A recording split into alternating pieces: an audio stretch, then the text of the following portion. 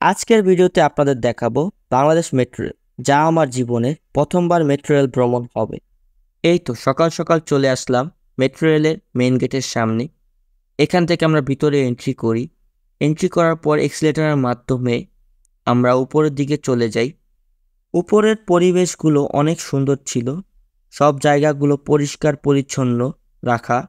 So আমরা উপরে দেওয়া টিকিট মার্কগুলো দেখতে দেখতে চলে যাই টিকিট মেশিনের কাছে।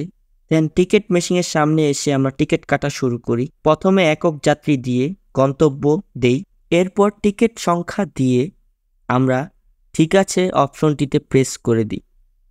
এরপর টাকা দেওয়ার পালা। দেন আমার কাছে চেঞ্জ মানি ছিল না, তাই আমি 100 টাকার একটি নোট দিয়েছি। নোটটি সোজা ছিল না বলে নিচ্ছিল না। দেন আমি এটাকে আবার উল্টো করে ভালোভাবে নোটটিকে দিই।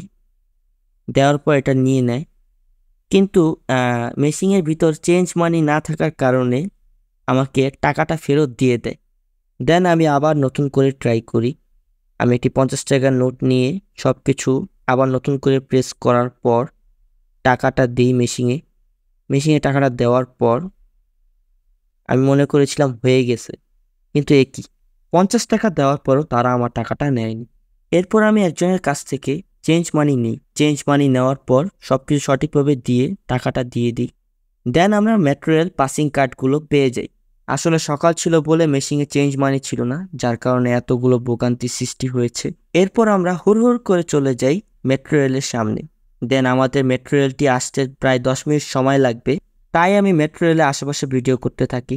এর মধ্যেই চোখে পড়ে এই ঘড়িটি। ইন্ডিয়ান সিনেমায় এই ঘড়িটি অনেক দেখেছি, তাই একটি সিনেমাটিক ভিডিও নিয়ে নিই। ভিডিও করতে করতে চলে আসে আমাদের মেট্রো রেল।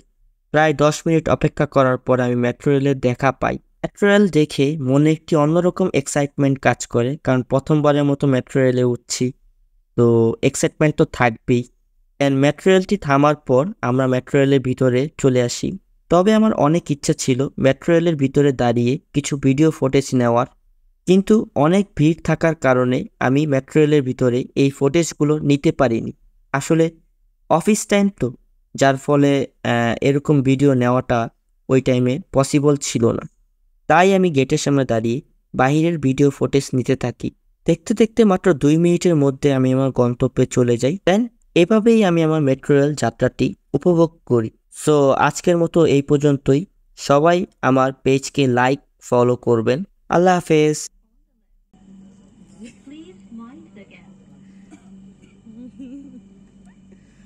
সর ক্যামেরা সরা